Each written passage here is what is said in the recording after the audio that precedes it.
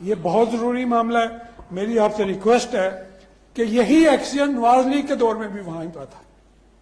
اس وقت بھی ہمیں ایشوز تھے, لیکن دیکھیے کہ وہی ایکشن ابھی آپ کے دور میں بھی کنٹینیو کر رہے ہیں, اس حکومت کے دور میں بھی. اور اتفاقاً آپ ماشاءاللہ گڈ گورننس کے چیئرمین بھی ہیں, آپ ضلع ممبر سے تعلق بھی رکھتے ہیں, تو باہر پرسپشن یہ ہے کہ شاید آپ بھی مطلب کنائیونس میں یہ سب کچھ ہو رہا ہے. یہ میں کوئی امپلائی نہیں کر رہا, لیکن جو باہر پرسپشن ہے وہ یہی ہے. گورنمنٹ میں آپ چلیں, وہ تو چلتا رہتا جو ہو رہا ہے, لیکن آپ ایک جناب سیالکوٹ سے رکن نے پچھلی دفعہ کہا تھا کہ حکومت کو آ لینے دیں, تو حکومت آئی ہوئی ہے. آج کوئی اس پہ میری جو وضاحت کے لیے ضروری ہیں چیئر کی طرف سے, ایک تو آپ نے چوئی صاحب آپ کا مائک,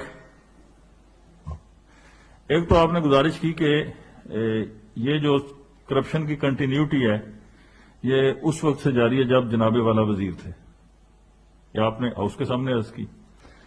دوسرا یہ جملہ بھی بالکل اس حد تک درست ہے کہ میں وہاں سے منتخب ممبر ہوں, لیکن I am not part of the government. لیکن اس گورنمنٹ کو اس حد تک خراج عقیدت میں ضرور پیش کرتا ہوں, خراج تحسین بھی پیش کرتا ہوں, کہ جس کی ضلعی انتظامیہ میں اتنی جرت ہے کہ وہ حکومتی پارٹی کے قریب ترین لوگوں کے اوپر جا کے چھاپا مار کے یہ مال برآمد کر رہے ہیں. یہ کریڈٹ کم از کم اسپیکر کو ضرور دینا چاہیے کہ اس نے ایسی ایڈمنسٹریشن ون نافذ کی ہے جس میں اس کے سگے بھائی, میں آپ سے یہ بھی عرض کرتا چلوں ریکارڈ کی درستگی کے لیے, کہ میرے دو سگے بھائیوں کے درمیان جھگڑا ہوا, میرے ایک بھائی نے میرے بڑے بھائی کی دکانیں اکھاڑ دیں, بعد میں پتہ یہ چلا کہ وہ 70-60 سال قبل خالصہ سرکار جگہ پہ بنائی گئی تھی. جب وہ خود بنانے لگا تو مجھے ایڈمنسٹریشن نے کہا کہ سر یہ خالصہ سرکار جگہ ہے.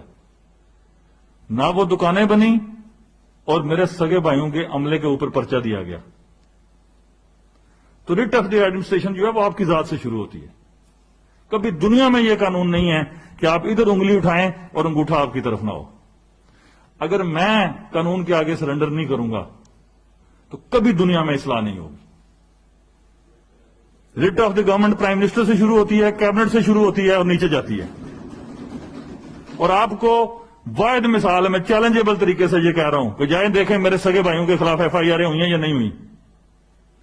اسی گورنمنٹ کے ڈی سی ایس پی نے رات کو مجھے کہا جی کہ ہم گئے دونوں او ایس ڈی ہو گئے.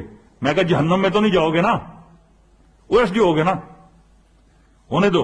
تمہیں جو کام کرنا تھا, جس بات کی تنخواہ لیتے تھے وہ تم نے کر دیا. اتنا ایڈمنسٹریشن کو آپ فری ہینڈ دو گے, اسی ایڈمنسٹریشن میں جان آئے گی. یہی ایڈمنسٹریشن کرپشن اور بدماشی روکے گی. ہم نہیں روکنے دیتے, آپ نہیں روکنے دیتے, میں نہیں روکنے دیتا. ہر مافیا کے پیچھے کوئی نہ کوئی سیاسی کھڑا ہوتا ہے.